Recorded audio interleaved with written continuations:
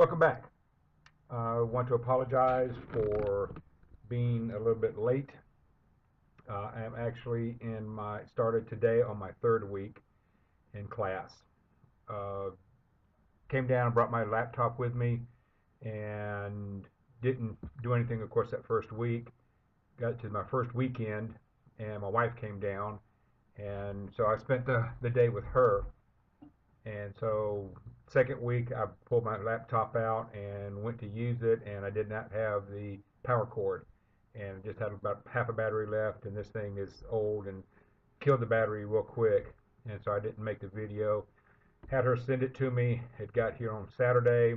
The post office here in Hermiston is closed on Saturday, so I didn't get it because I was going to make the video Sunday, so I had to get it today. So here it is. Again, I apologize for it being late. I am down in what is called Hermiston, Oregon. Hinkle is right just down the street a little ways where the yard is at. All of our classes are here in Hermiston at the community college. They more or less use the whole college. There's just a couple of rooms, and they're using it for the UP. I got here on Monday morning. Drove down from Spokane Sunday night, got a hotel, got a cheap one, stayed at the Knights Inn, which is really bad, but it was all I could afford. We get what is called a stipend check, $1,350 to cover your hotels for the month that you're down here and give you something or like a per diem for food. I'll get more into that later.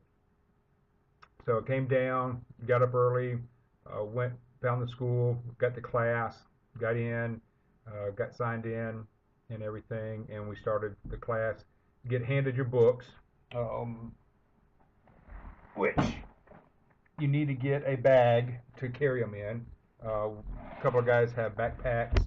I went and bought just a little small, I think it's like an 18-inch duffel bag from Walmart for $10 to carry all your books in. You will have to do that. A couple of guys just carry them in and out of their vehicles, but you get a safety book or your rules book, which is divided up into safety, air brakes. Your first week is on that section, the white tabs. But anyway, a third of the book is safety. You do that the first week. The center section is green, that is your air brakes, and you do that for the next week. And then this week we're doing just a bunch of testing. But this is the rules that you have to halfway memorize. You have to know them. You have to get, because you're tested on it. You have a lot of tests that you have to take. If you get a quiz first, then you take an exam. It could be 25 questions, 50 questions. We have one tomorrow on the signals I'll get into later. That's 85 questions, and then your final, which we take on Wednesday, is 150 questions. You can fail them once. You have to have a minimum of 85 on your test. You can fail it once. You come back the next day in the morning before class, you take it again. You fail it the second time, you're out. That's it. No questions asked, you're out.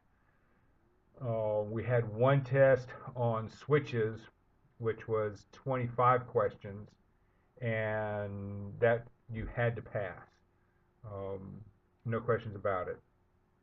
You had to get 100% on it. We had one guy miss one, and he got to come back and got it the second day 100%, because their signals are what your tracks ride on, and your train rides on the tracks, and you need to make sure they're in the proper position. You also get this big book. And this is what you do all of your class materials out of. It's divided up into chapters, and this is what you train out of every single day. So you have to carry that one. And then there's another book. This is your essay, or this one is the timetable for the Portland area. So you have to have that, and you learn how to read it, so you know where your train is at and where it's going. And then there's also another book. Let me find it in here.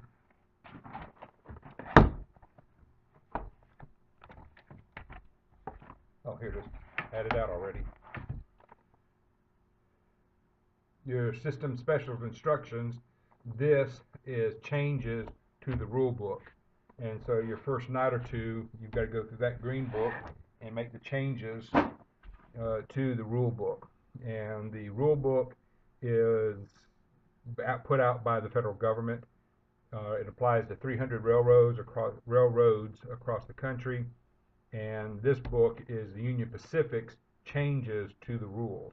So the BNSF will have its own special instructions that goes to their rule book. And so you make the changes that are particular or specific to us. And so you do that your first couple of nights. And then, like I said, all your days are spent going through these rules and learning them. You've got to memorize it so you know how to operate your train, being the conductor. And so that's what we've been doing. First week is just studying, studying and testing. Didn't go out to the yard at all the first week. It was just getting acclimated. Did not know it at the time, but your first week here is Monday through Saturday. Yes, Saturday, 8 to 5-ish. We did have a couple of days that we were here till 6 trying to get material covered. We had people dropping in from here, different trainers, the yard master, and just different people that would take up time talking to us about it, welcoming us aboard, and just telling us what it was going to be like. Again, just giving us all the bad part of it, to what was going on, what to expect. I was assigned I live in Spokane, and I was supposed to be assigned to Spokane, but they are what they call seniority topped. They showed us today the lowest individual was hired in 2005. And so they told us that there's 3 of us in our class. There's 8 total. 3 are going to Spokane, 3 are going to LeGrand, and then 2 are staying here, which I'll get to in a minute. But they told us that all of Spokane will be going to LeGrand. LeGrand is hurting for people, and so is Hinkle. And so we're all going to be going down there. And so that's kind of got my wife upset because of having to move again. But anyway, that's where we'll be at. We went there last Sunday, to take a look at LeGrand, see what the area was like, and just get an idea and feel for the area.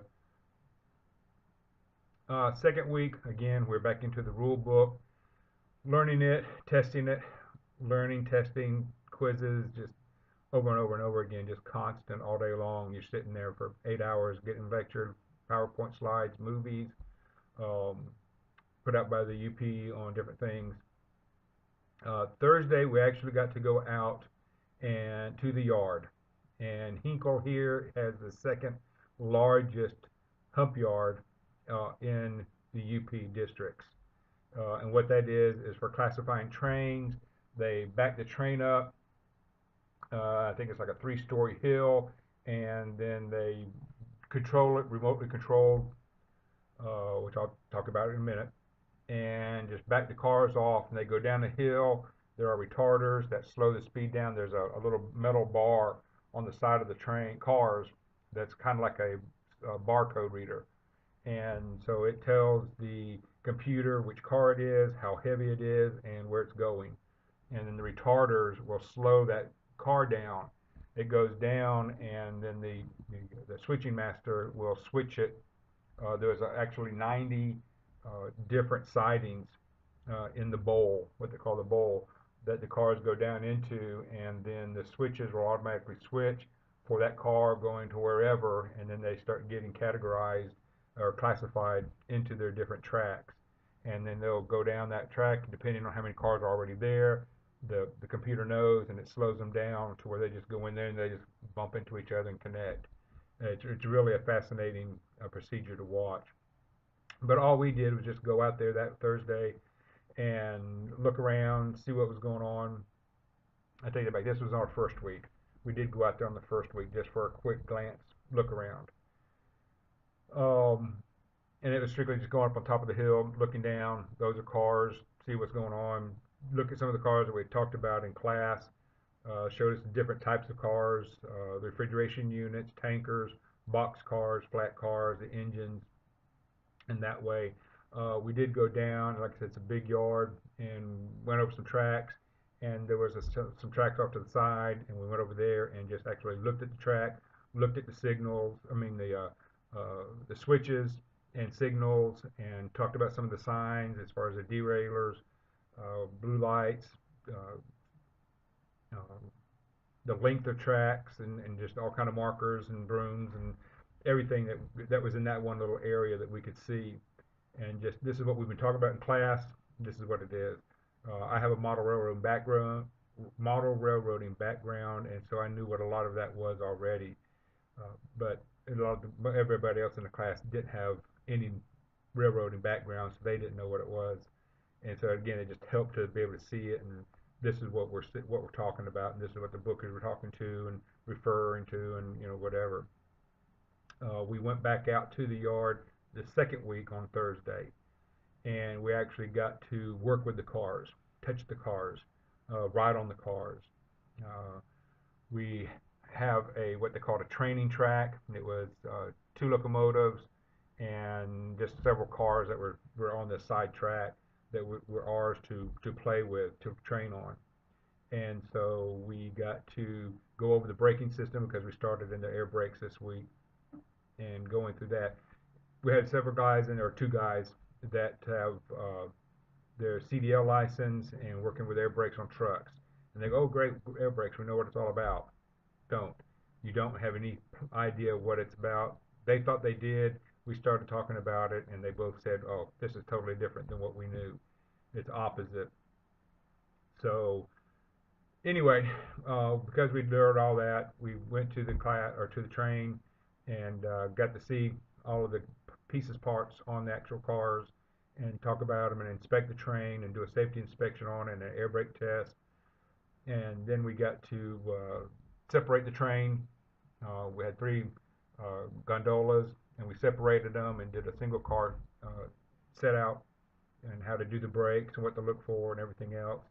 And then we had to ride the train, and I think it was four of us got on the train and rode it down a little ways, and then turn, face the other direction, ride it back, and then turn the other direction and ride it just back and forth to see what it was like to actually ride a train. And then we had to do a hang test, and it was different than the hang test I told you about in my other video that we did in the physical test in order to get hired. This one was a 5-minute test, and we had to use our lantern, which I don't have here, it's in the car, but they gave us a lantern. And so we got climbed up on side of a box car, and then we had to hang there with all four points of contact, and then we had to turn and face to the front, and then with our lantern give a proceed signal, give a backup signal, and then give a stop signal with the lantern, and had to do that for 10 seconds, rest for 10 seconds, do one of them, like to proceed, and then stop for 10 seconds for rest, and then 10 seconds doing the hand signal, and then 10 seconds rest. And then you would turn around and face the back, and then do the same thing, and then turn back around and wait a minute.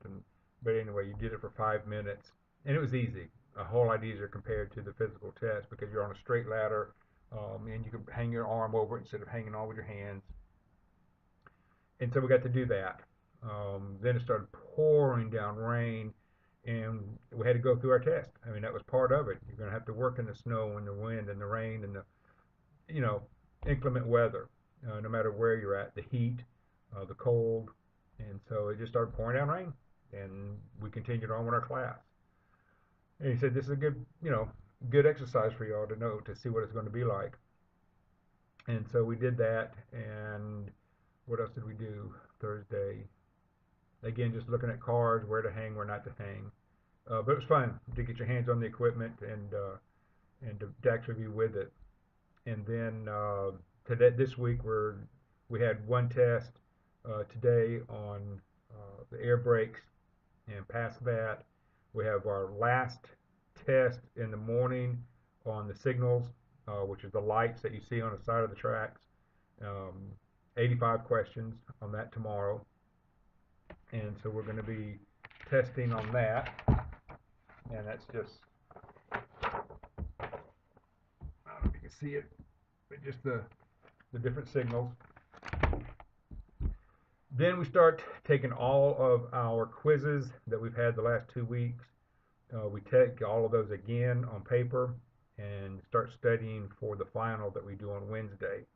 And Thursday we go back out to the field and do another day, and then Friday is just kind of a wrap-up day, do evaluations and things like that.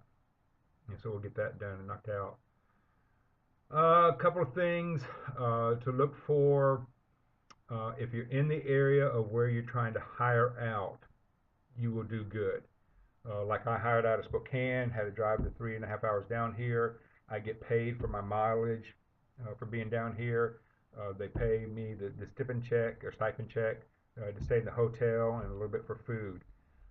We have 2 guys from California, one from LA and one from Sacramento. They hired for the Hinkle yard, which is, like I said, right here. Because of that, because they're hired out of Hinkle and they're going to school here at Hinkle or Hermiston, they get 0 travel. They get 0 money for hotel, for gas, for food, or nothing because they're hired out of this area. We had a guy come in that was hired last month, and he drove up from Arkansas. And the same thing, every bit of this is out of his own pocket. Moving up here will be out of his own pocket. So a lot of guys, they were talking about, oh, we're just hired, wherever just to get onto the train, and they just hired on, and then come to find out they're not getting paid for any of it. In fact, they even had to come up to Portland for the orientations, and that came out of their pocket. So there's something for you to think about if you're trying to get a job outside of where you live. If you get the job, you're going to have to pay for it all out of your pocket. So make sure you have the savings to be able to do that. What else?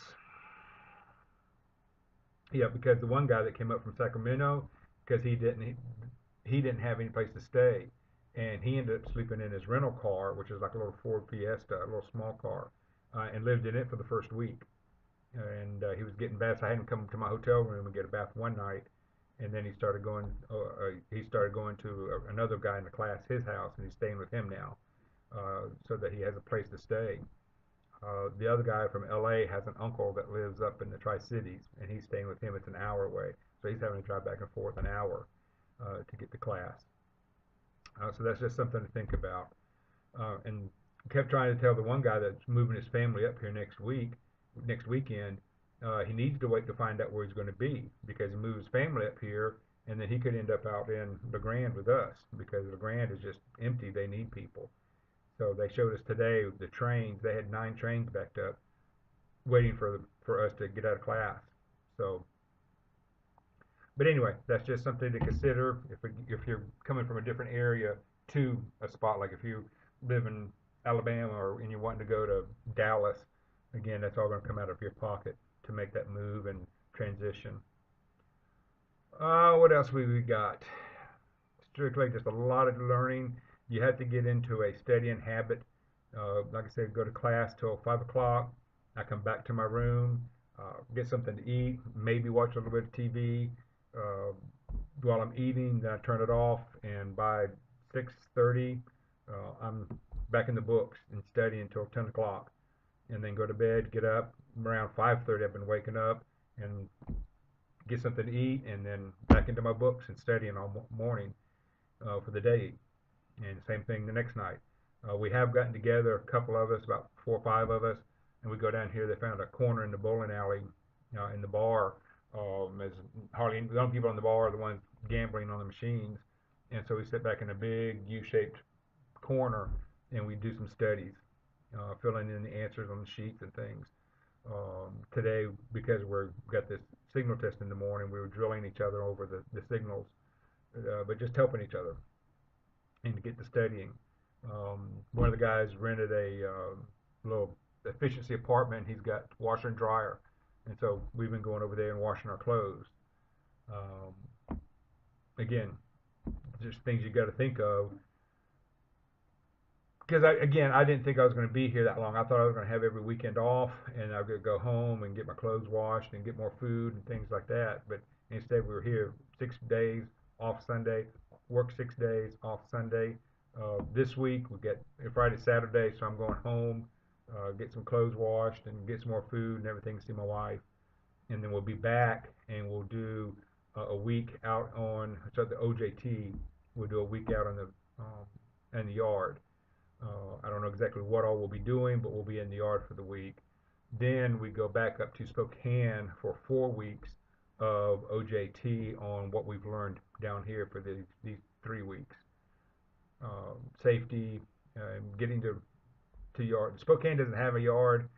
They just have a few sidings, and so he said that we might be working actually on the road, going out maybe all the way up to Canada or all the way back down here to Hinkle, and actually doing road time. But we have a whole month of OJT. Then we come back to Hinkle or Hermiston for 2 weeks of brakeman training. And from what I understand, they pay for your hotel that week, or those 2 weeks. They actually have a card and they pay for it, reserve it, and everything. And then you'll get a stipend check to pay for your food. And then when you get finished with it, you'll get your mileage going back and forth to Spokane, down here once and back once. And then after those 2 weeks, we go back to Spokane for another 4 weeks of OJT. And again, working in the yards, if you have a yard, working the sidings, working the transfer trains, and then going again up to the Canadian border and back down here to Hinkle for a month. Then we come down here for 2 weeks of RCO, which is remote control operator, and it's just a big box that you wear strapped to your chest with gauges and switches and controls. I haven't seen it to where you remotely control a train, like up on the hump. They can do it by remote control, and you'll be standing at the back of the train controlling the engines and pushing it. You can use it down in the yard for making and breaking up trains like that. But Hinkle is the only yard in our district that has the remote controls. And so we'll come down here for 2 weeks of remote control operation, and then we stay here for 3 weeks to do the on-the-job training. And so, like I said, we'll be back down here for those final 5 weeks in Hinkle, working in the Hinkle yard. And then after that, it's on to LeGrand. What else? Can't think of anything else that I wanted to tell you. Again, you want to eat cheaply. I've got peanut butter I eat on. I've got some tortilla shells. I slab the peanut butter on and eat that for lunch. I go to Walmart and I buy breakfast bowls for $2 a piece, and buy some frozen dinners for $2 or $3 a piece, and keep those in the refrigerator or freezer. And I've got snacks and bottled water and drink flavorings, Pop-Tarts, but just things that I can eat here, because you can't afford to go out and eat every single night and every single afternoon. At least I can't. And so it's just eating here, studying, eating here and sleeping, eating here and studying and sleeping and studying and sleeping to get it done. But you've got to, because like I said, you have to get a minimum of 85 on your test to pass. It's strict. They want you to know the information and get it down, because your life depends on it. Your engineer's life depends on it, and the people around the train, the towns you go through, their life depends on you knowing your job and getting it right. We also had a hazmat training we did for a couple of days, and you learn all the different hazardous trains and how to place them, and what cars can go next to what cars or can't go to next cars, and you do all that. So that's another training you have to do, is the hazmat training.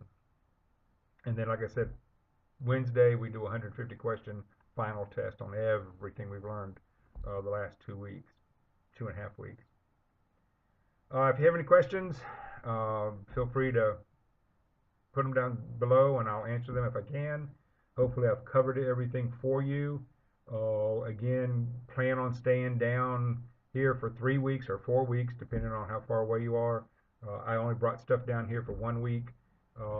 My wife had to come down and bring me medicines for 4 more weeks. She actually brought my big drawer down so I can fill in. I had to get some more containers so I could have 3 weeks of medicines to last me.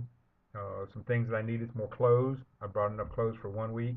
She had to bring me more clothes down here, and so I washed them and still had enough clothes for 3 weeks. Again, I didn't know that we were going to be down here for 4 weeks solid. So you want to make plans for doing that. If you can go home, like a couple of guys live close, and they go home and come back on a weekend on a Sunday, but I can't because I'm so far away. I don't have the money to do it. So get plastic silverware, towels. Bring extra towels if you want for the bathroom. Um, I don't like having the housekeeping staff come in. I got my do not disturb sign hanging on my door for the whole month that I've been in here, or actually 3 weeks I've been in this one. So I do kind of my own kind of cleaning and keeping things straight. So it's not too bad for when I leave, but because I'm living here. And I brought my computer down. I've got a laptop. Um, I've got my tablets. Oh, gear that you need to bring. Safety shoes. Do not have to be safety toes, but they do need to have a pronounced heel, at least an inch long or a half inch, I think it is. A squared heel in the front and in the back. Can't be rounded like hiking boots. Hang loose for 1 second.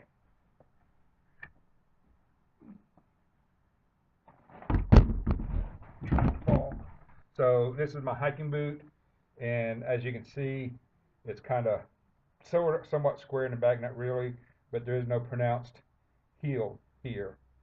So that would not be acceptable.